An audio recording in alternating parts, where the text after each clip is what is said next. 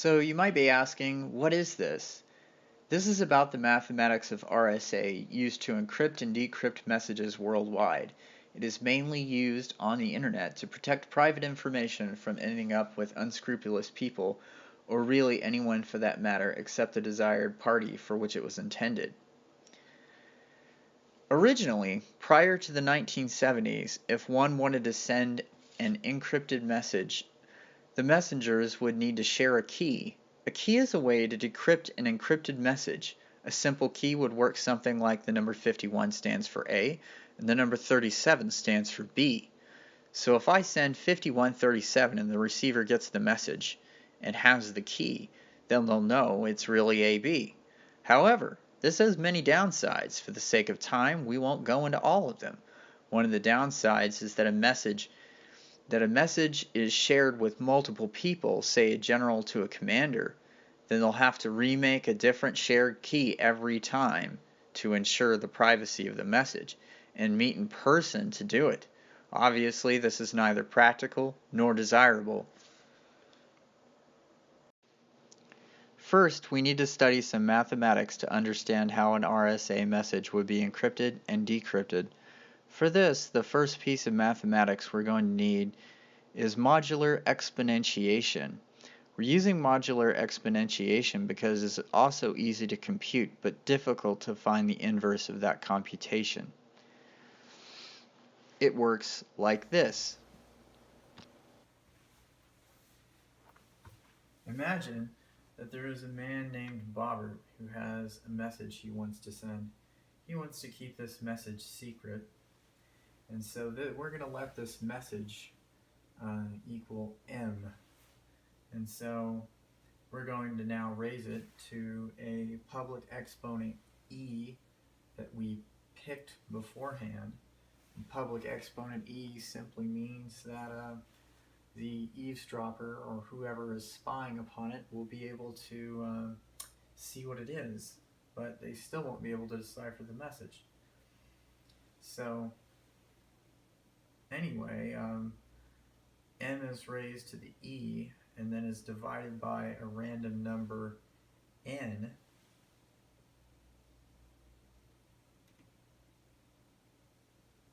and that is congruent c. That is congruent with c. Now, the inverse of this, it's much harder to calculate. It's going to require a lot more guesswork than simply computing this. And that's going to be important later on when we show how this is connected to Euler's theorem.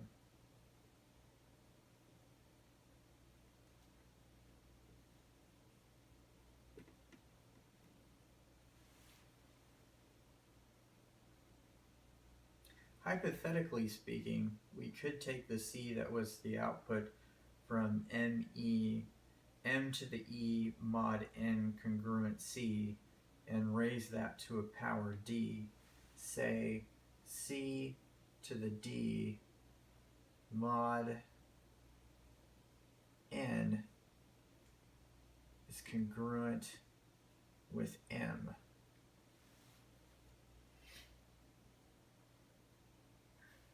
Now, if we take these two operations right here together, then they'll equal, or they should be equivalent to, m to the e to the d mod n congruent m. As you know from algebra, this would imply that m to the e times d mod n is congruent to m.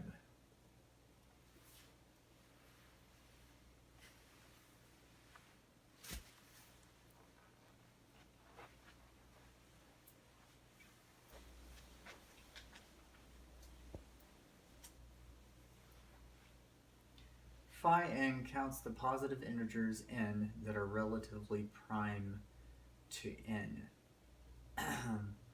Phi of 10 is the number of numbers that do not have a common factor from 1 to 10 with 10 other than 1. In other words, all the numbers relatively prime to 10 from 1 to 10.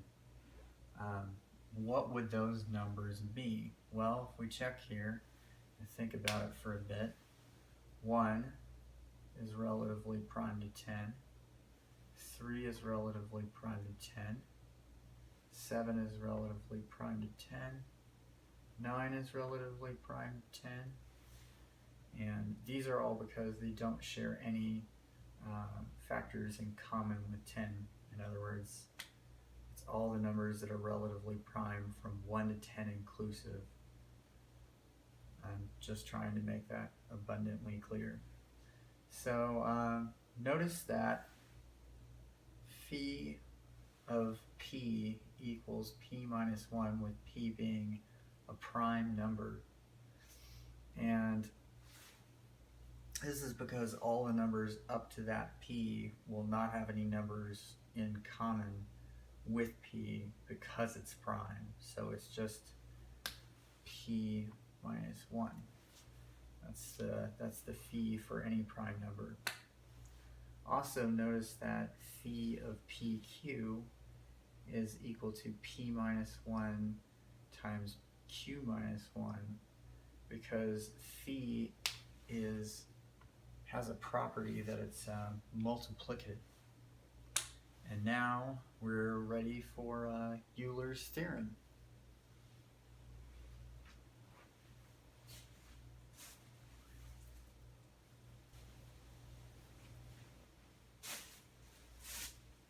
So this is Euler's theorem that I'm about to explain, and how to take that and turn it into something generalized that we can use for decrypting and encrypting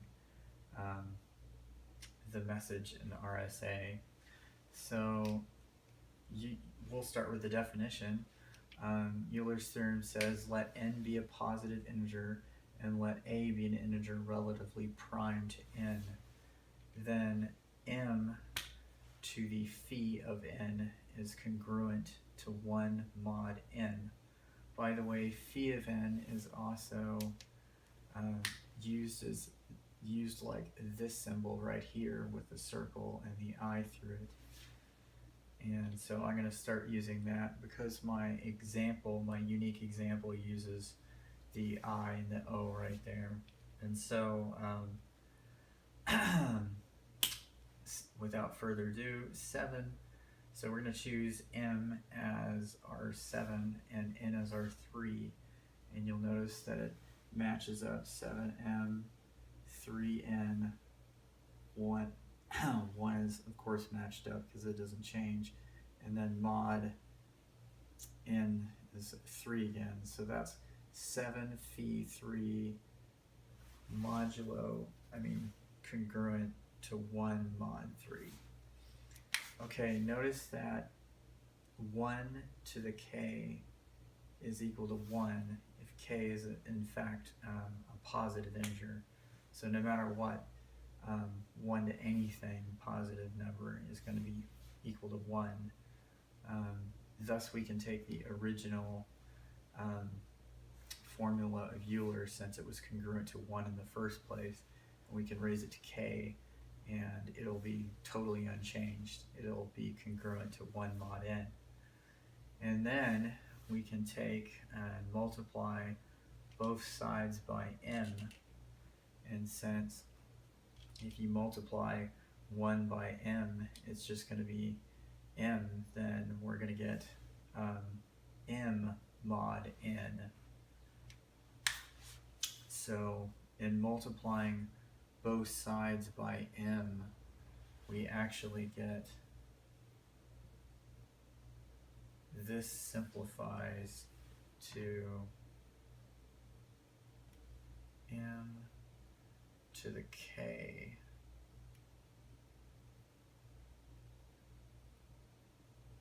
times phi of n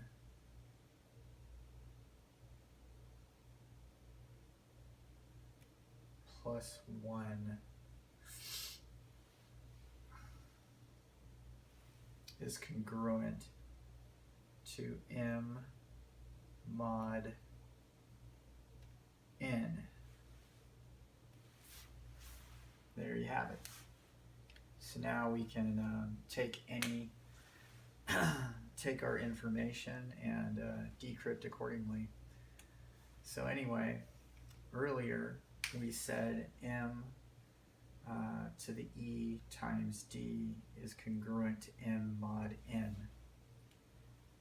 Thus, e times d is equal to this right here.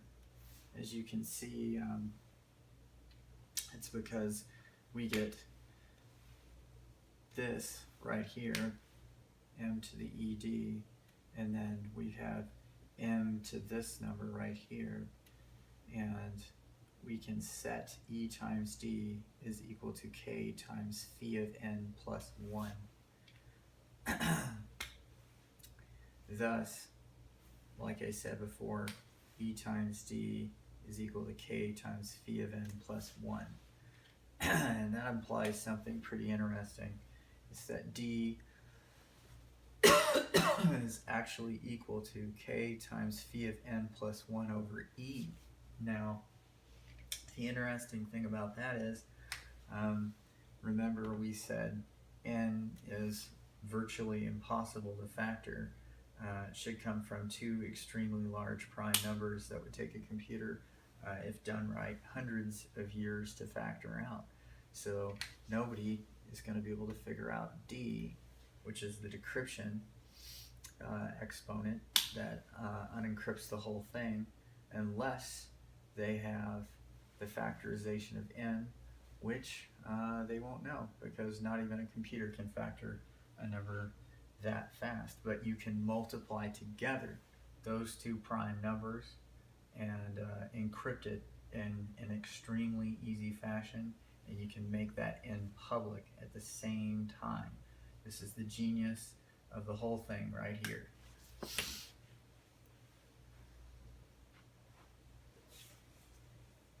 So what we're going to do is we're going to do a shortened version of the unique example that I generated for my comic book, since we're already kind of running over the time limit, and also these are just really complicated, as you might have noticed. So first of all, we're going to note that just for some background, you can calculate all the rest of this yourself with the notes that I've given you, but P is equal to 11 and Q is equal to 17, and so N is going to be 187, and now D turns out to be 107, and so we have the public keys N as 187 and E as 3. The private key is 107, like you said. And so we're just going to get started here. So in my storyline, Trump is passing a message to Vladimir Putin about a pie baking contest, and Kim Jong-un, the dictator of North Korea, is trying to listen in, mainly because there's a bunch of funny photos of him that I guess look like he's spying on something, you know, him looking through binoculars wrong and being in a really old antiquated computer for seemingly no reason. Kind of amusing. But anyway, never mind that. Let's go back to the example. Since we're running short on time, let's go ahead and do this. So we'll just say 1 P is 80 in ASCII. And that's the standard padding system for turning characters into numbers in a computer. And then, so really the first step in this, I guess one continued, is that Trump calculates m to the e.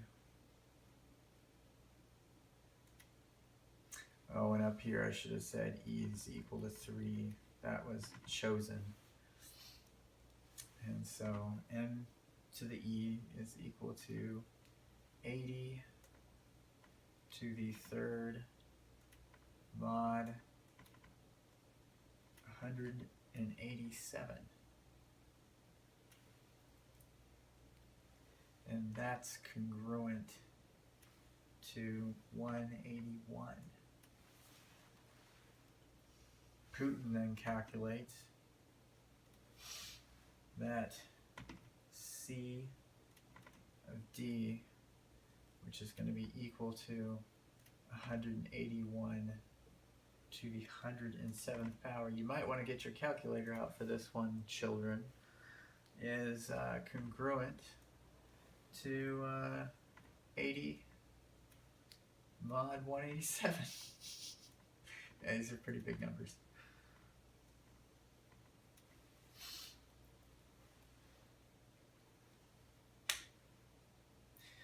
Then Putin decodes what he got with an ASCII table.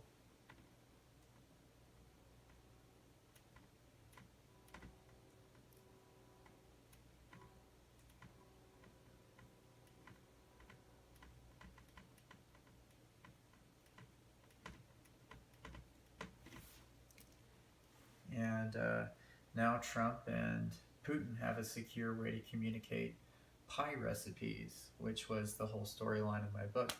But anyway, here's a very, very short example problem, and the rest is up to you. The rest is left to the reader, since you already have all the previous information.